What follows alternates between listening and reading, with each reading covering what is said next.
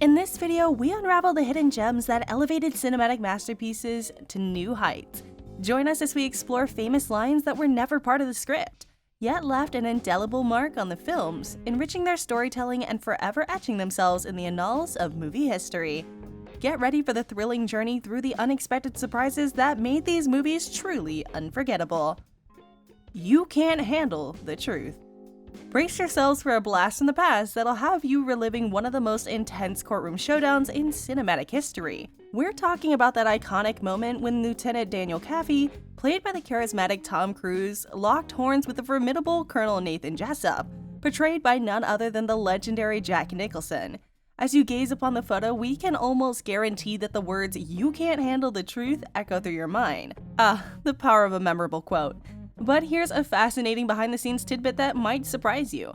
The famous line we all know and love wasn't exactly how it was originally penned. Kaffee, in his relentless pursuit of justice, demands, "I want the truth." In the script, Colonel Jessup was supposed to retort, "You already have the truth." However, Nicholson, being the consummate actor that he is, wasn't entirely satisfied with that response. He took it upon himself to tweak the line and transform it into the indelible gem we remember today. With a stroke of genius, Nicholson altered the dialogue, delivering the now immortal words, "You can't handle the truth." And that change makes all the difference. The sheer impact of his delivery was intensified by the subtle pause that followed, sending shivers down our spines and leaving an indelible mark on the annals of film history. You want answers? I think I'm entitled. You want answers? I want the truth! You can't handle the truth! She talks in her sleep. The Indiana Jones saga has left an indelible mark on the hearts of movie enthusiasts worldwide. It's virtually impossible to find someone who doesn't hold at least one of these films dear. And here's a bold claim. With each installment, they somehow managed to outdo themselves. Indiana Jones and the Last Crusade, the grand finale of the original trilogy, stands as a shining testament to this claim. But amidst all the incredible moments scattered throughout these films, it was a spontaneous and uproarious exchange that left the crew clutching their sides with laughter. In the pivotal scene where Indiana and his father Henry Jones, played by the legendary Sean Connery, find themselves captured, a certain question about Elsa being a Nazi arises. Seemingly out of the blue, Henry quietly remarks, "She talks in her sleep." Indiana's gaze momentarily wanders, but then his eyes widen and a mischievous smile dances on his lips. Here's the kicker. That line was never a part of the script. Connery conjured it up on the spot. The impact was immediate. The crew erupted into uncontrollable laughter. They had to halt the production momentarily, and amidst the laughter, director Steven Spielberg famously declared, "Well, that's in." The spontaneous line had made its way into the final cut, forever etching a hilarious moment into cinematic history. She talks in her sleep.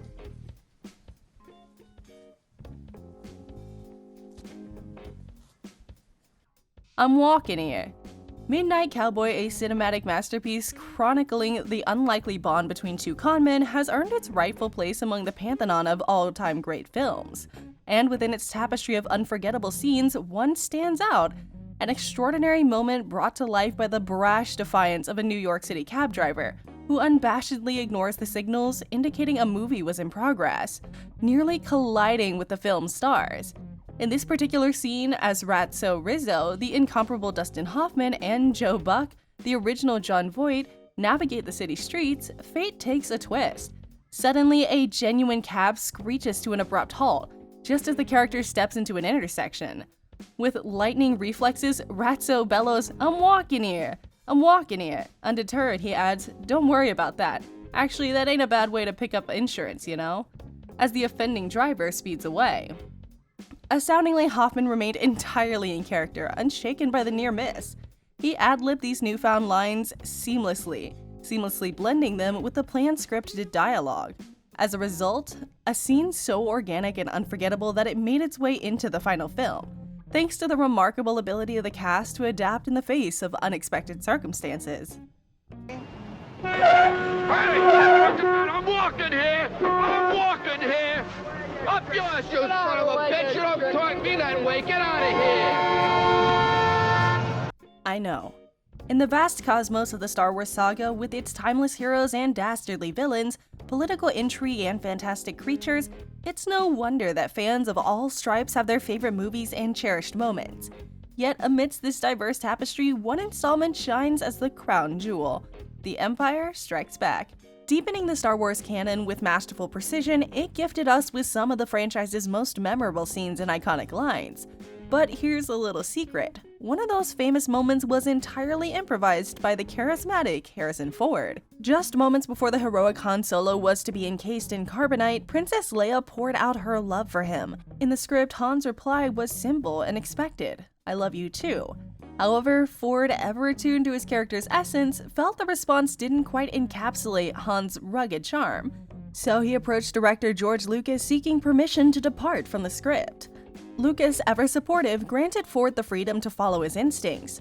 With cameras rolling and Fisher delivering her line, Ford delivered the unforgettable solo response we all know and love: "I know." The chemistry and the spontaneity of that unscripted exchange sealed its fate, ensuring its place in the final cut, a testament to the magic that can arise when actors imbue their characters with their own creative touch. I love you. I know. A. Malkovich, think fast. In a world where critical acclaim often suggests a serious and meticulously planned production, it may come as a surprise that one of the most memorable scenes in Being John Malkovich arose from spontaneity. This mind-bending film, renowned for its surreal narrative, managed to surprise audiences both on and off screen. In an exhilarating highway sequence, as the enigmatic John Malkovich, portrayed by the man himself, strolls alongside the road, an unexpected twist unfolds. A truck hurtles by and a rowdy youth hollers, "Hey Malkovich, think fast," before launching a can straight at the actor's head. The can connects, prompting an unfiltered expletive to escape Malkovich's lips. His surprise is genuine. Little did anyone know the scene was never meant to happen. The extra who played the rowdy youth had unfortunately indulged in a little too much liquid courage, though thankfully he wasn't behind the wheel. Undeterred by the production's planned trajectory, he took it upon himself to create this impromptu moment. Director Spike Jonze, recognizing the authentic reaction from Malkovich and the raw energy it injected into the scene, chose to embrace the unexpected. The audacious extra was subsequently elevated to a regular cast member, receiving an acting credit in the film, an unforeseen reward for an improvised gem that now lives on as a testament to the unpredictable magic that can unfold on a movie set. Hey Malkovich, think fast! Fuck! The hissing sound of Hannibal Lecter. Prepare to be captivated by the chilling performance of Hannibal Lecter, brought to life by the brilliant Anthony Hopkins in The Silence of the Lambs. Despite appearing on screen for just 25 minutes of the film's 120-minute runtime, Lecter's presence is nothing short of iconic. Hopkins' portrayal skyrocketed the character to universal fame and earned him an Academy Award for Best Actor. One particular scene stands out where Lecter delivers his unforgettable line, "I ate his liver with some fava beans and a nice Chianti." But it's not just the words that send shivers down your spine, it's the hissing sound that follows. Surprisingly, this eerie sound effect was not originally in the script nor rehearsed. Hopkins improvised it on the spot, and as cameras cuts to the FBI agent Clarice Starling, played by the talented Jodie Foster, she's left stunned and speechless. Foster's genuine reaction, uncertain of how to respond, was too perfect to be left out of the final cut. I ate his liver with some fava beans and a nice Chianti. You talking to me? Sometimes the most iconic lines in cinematic history are not meticulously planned, but rather born out of improvisation. Take the classic 1976 Taxi Driver, for example. In a pivotal moment, Travis Bickle, portrayed by the incomparable Robert De Niro, psychs himself up in front of a mirror to confront a pimp and protect a young prostitute.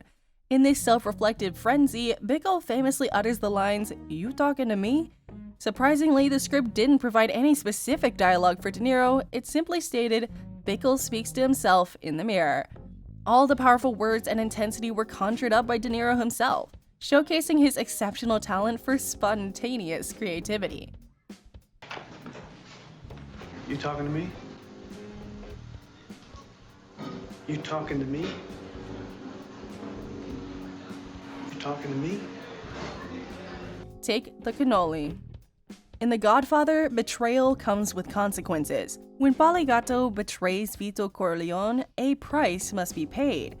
Peter Clemenza, played by the remarkable Richard Castellano, and his henchmen escort Polly out of the city, only to execute him with a gunshot to the back of the head. As Clemenza walks back to the car, he instructs his henchmen to leave the gun.